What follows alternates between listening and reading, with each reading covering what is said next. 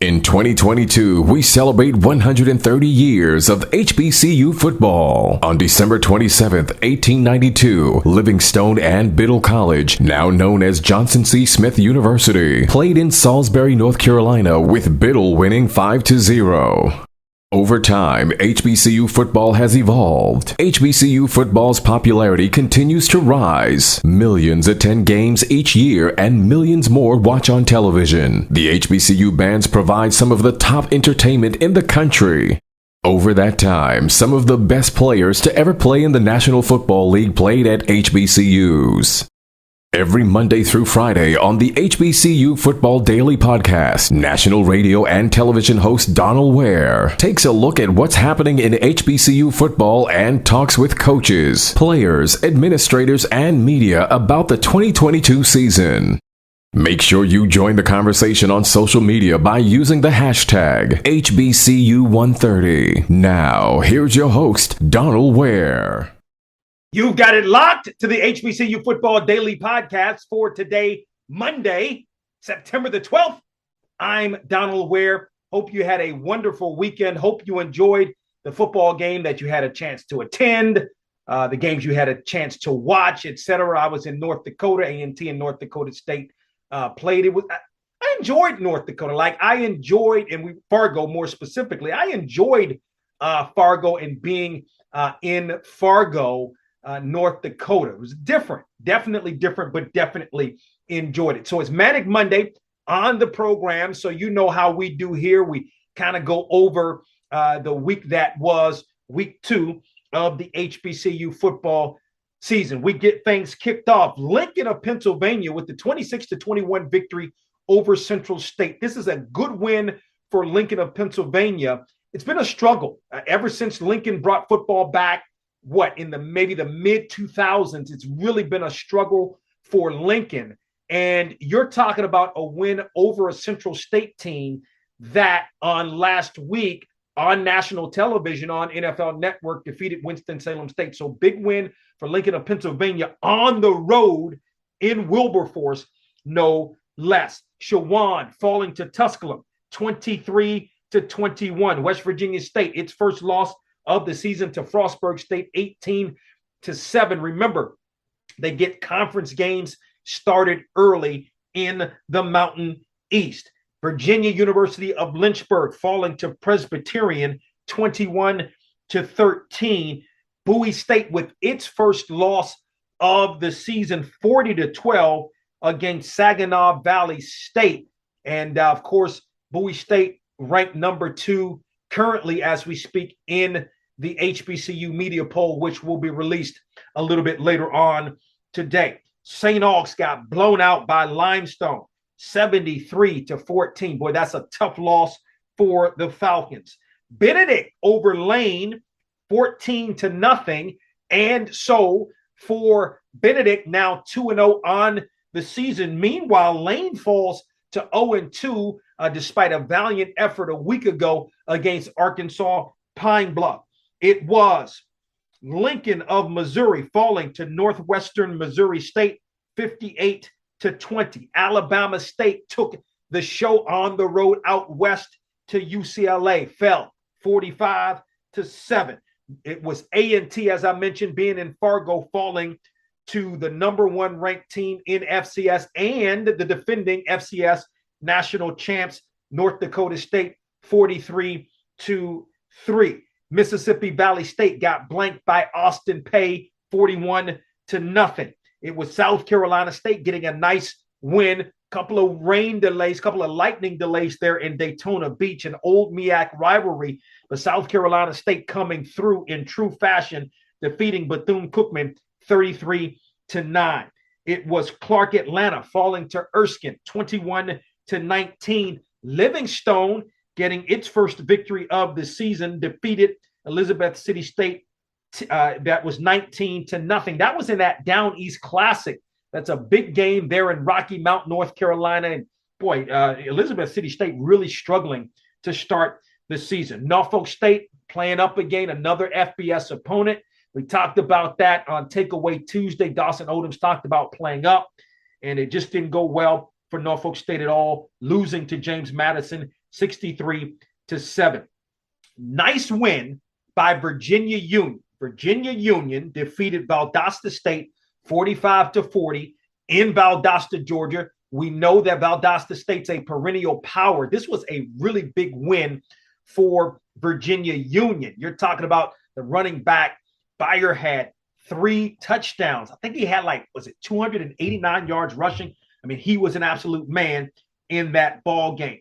You can slice it any way you want. Arkansas Pine Bluff is 2-0 on the season, 76-3 over North American. I think this is a team that Pine Bluff played on last year. I mean, it doesn't matter. At the end of the day, I think it's a game that gives the the Pine Bluff team really a lot of confidence going into further into the season. Even if it's a, I mean, you could also look at it where you're not playing top level competition, but I think a lot of times you need.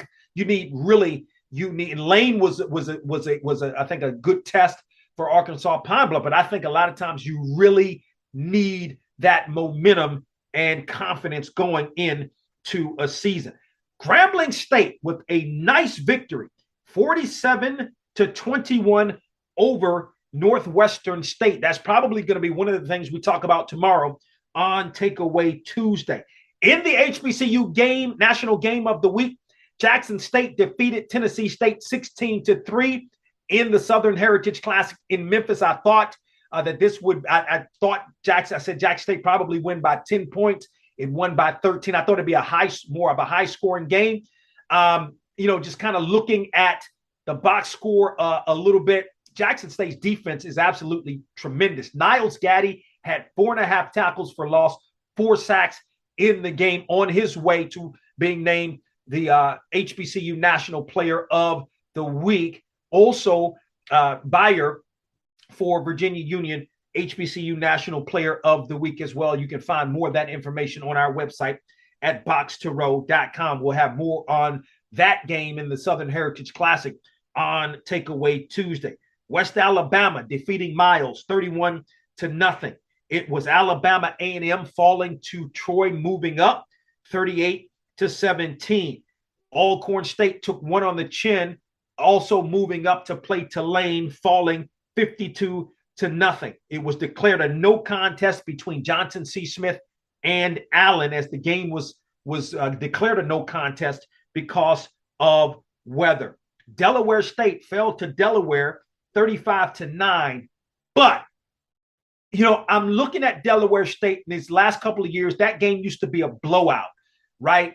I'm looking at the last couple of years with Delaware State, and it's making it a game. Delaware's nationally ranked team, one of the better teams, a perennial contender in FCS. And you're looking at a Delaware, I mean, it's no, but I'm saying, again, my hot take for the year, Delaware State to win the MEAC. So, I mean, it's a loss, no doubt. But at the end of the day, for Delaware State, you can see the gap. You can see Delaware State, the program is getting better. No question about that. It was Savannah State over Edward Waters, 31-28. Florida A&M getting its first win of the season, now 1-2 over Albany State, 23-13. A good effort there by the Golden Rams, who obviously are playing up against Florida A&M and playing the game in Tallahassee. It was Hampton over Tuskegee, 42-10. So the Pirates now 2-0 on the season. Morehouse falling to West Georgia, 24-16. North Carolina Central made a statement, I think, 41-0 with the win over Winston-Salem State. Now, while North Carolina Central is playing a Division II team in Winston-Salem State, this was a 20-13 game last year.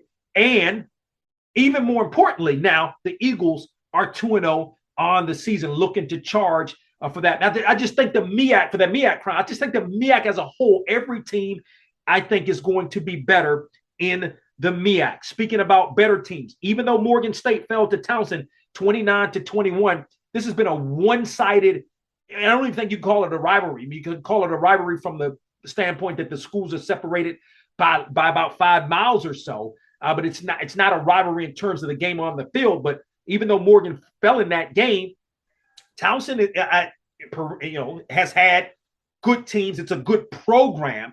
And falling a game by 8 points to Townsend. I said teams are going to get better in the MEAC. Every team, you can see that. I think you can see that also with Morgan State with Damon Wilson at the helm.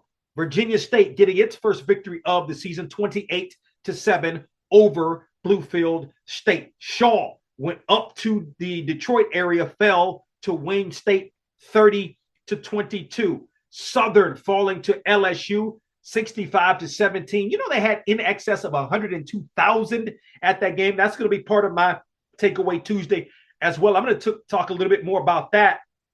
I'd like to know and do some more, we'll ask around, do some more research. I want to know how much of that contingency was Southern. Southern travels well. They don't have to travel anywhere. You're going, both teams are there in Baton Rouge, but over 102,000 there for that football game. Texas Southern falling to North Texas 50-27. Prairie View A&M falling to Abilene Christian 21-13. Langston now 2-0 on the season, defeating Texas College 55-24.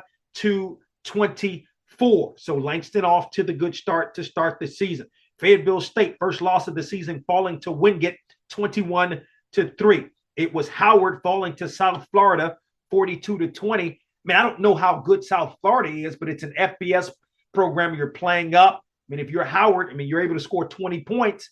And I kind of looked at the box score. It wasn't like it was all at the end. Howard, I think at least for a part of the game was competitive in that football game.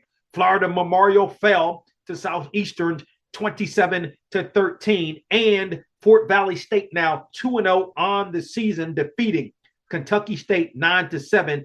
That game was played in Chattanooga, Tennessee. We're going to have a lot more tomorrow on Takeaway Tuesday. I'm talking about a number of different things on tomorrow, so you don't want to miss that podcast.